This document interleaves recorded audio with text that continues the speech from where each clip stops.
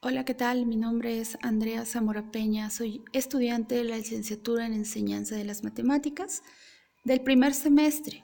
Me encuentro en la fase 1 de formación matemática, estudiando el módulo 2 de geometría euclidiana y geometría analítica. Y los invito a ver el siguiente video donde explicaremos nociones importantes de esta materia. Iniciamos. ¿Qué vamos a explicar? Bueno, vamos a explicar todo lo referente a la ley de senos y la ley de los cosenos. Como ustedes pueden observar, coloco tres tipos de triángulos. De este lado tenemos el famosísimo triángulo rectángulo, denominado así ya que tiene un ángulo recto, el cual estoy marcando, que mide 90 grados. ¿Por qué lo pongo aparte?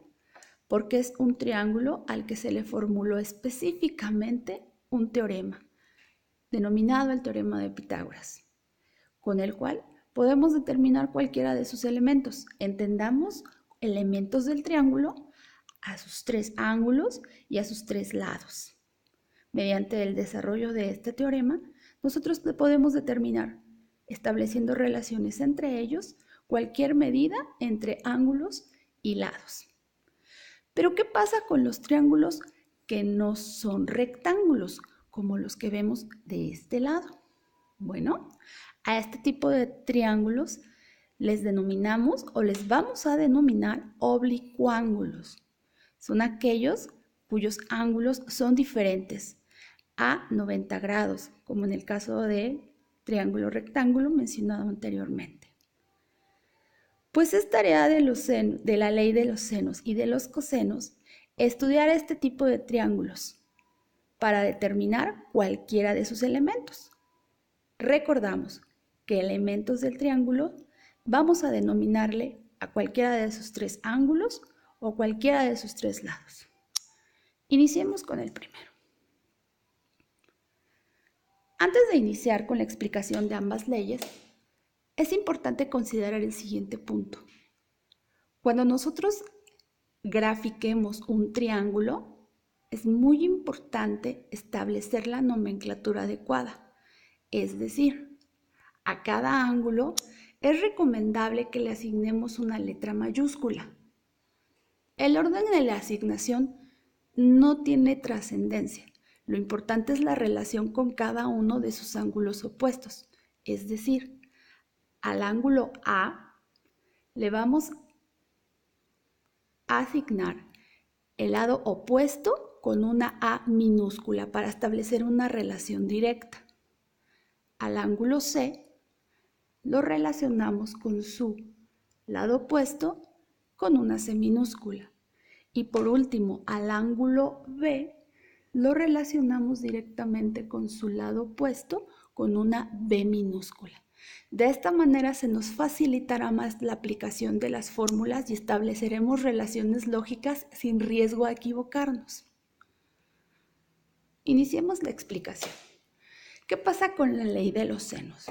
Bien, como su nombre los dice, aquí utilizaremos la razón trigonométrica de seno y estableceremos una relación directa entre el lado opuesto al ángulo al que le sacaremos el seno. Es decir, el lado A va directamente relacionado con el seno del ángulo A. Aquí los observamos. El lado B está directamente relacionado con el seno del ángulo B y el lado C está relacionado con el seno del ángulo C. Es importante considerar que dentro del desarrollo de esta fórmula no necesariamente vamos a aplicar las tres nociones que se nos dan dentro de esta ley. En la mayoría de las ocasiones solo utilizamos dos mediante el desarrollo de una regla de tres, ya que nos vamos a abocar a buscar un elemento a la vez. Muy bien, pues vamos a ver cuándo vamos a aplicar esta ley. Primer criterio. La aplicamos cuando se conocen dos de sus lados y un ángulo opuesto a alguno de sus lados. Como lo observamos en el gráfico, vemos el ángulo A opuesto al lado A y el lado B. Segundo criterio. Vamos a aplicar la ley de los senos cuando se conoce un lado, lo observamos en la gráfica, que es el lado B, y los ángulos que se encuentran adyacentes a él. Entendemos adyacentes como ángulos inmediatos al lado en cuestión y los observamos ahí. Vamos ahora con la ley de los cosenos. La ley de los cosenos dice que el cuadrado de uno de los lados es igual a la suma del cuadrado de los otros dos lados menos el doble del producto de ambos lados por el coseno del ángulo opuesto al lado en cuestión. Soy un poco confuso. Aquí lo observamos. Si queremos determinar el lado C, tenemos que elevar al cuadrado ambos lados, restarle la diferencia entre el doble del producto de A y B y multiplicarlo por el coseno del ángulo opuesto. Observemos que las fórmulas están desarrolladas para cada uno de los lados.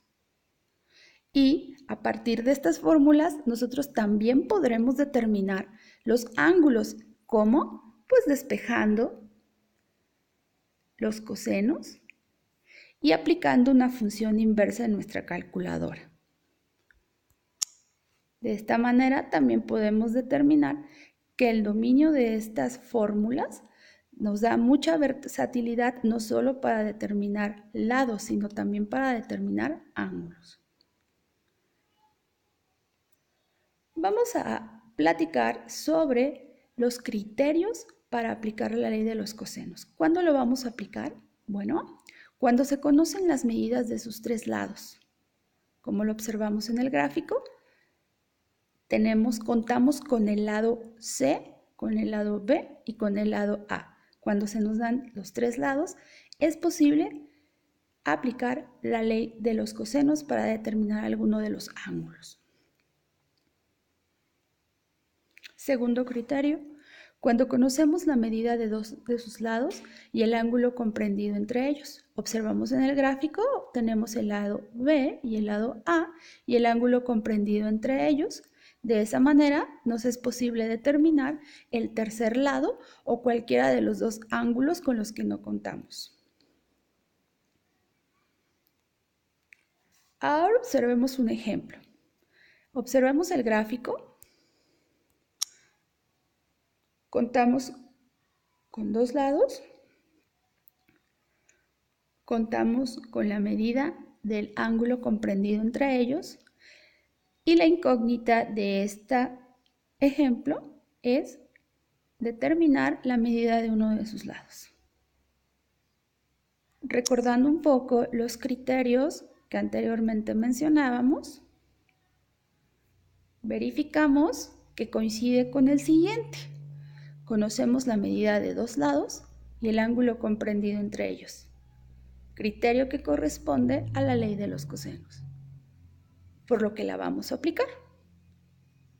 Observamos el desarrollo de la fórmula sustituyendo los valores del 195 metros y 245 metros correspondientes a los dos lados en cuestión. Observamos el desarrollo de las cantidades. Nos da un resultado de 32.120.5 c al cuadrado. Para poder despejar c al cuadrado, sacamos la raíz cuadrada de esta cantidad, lo que nos da un resultado de 179.22, lo que correspondería a la medida del lado C.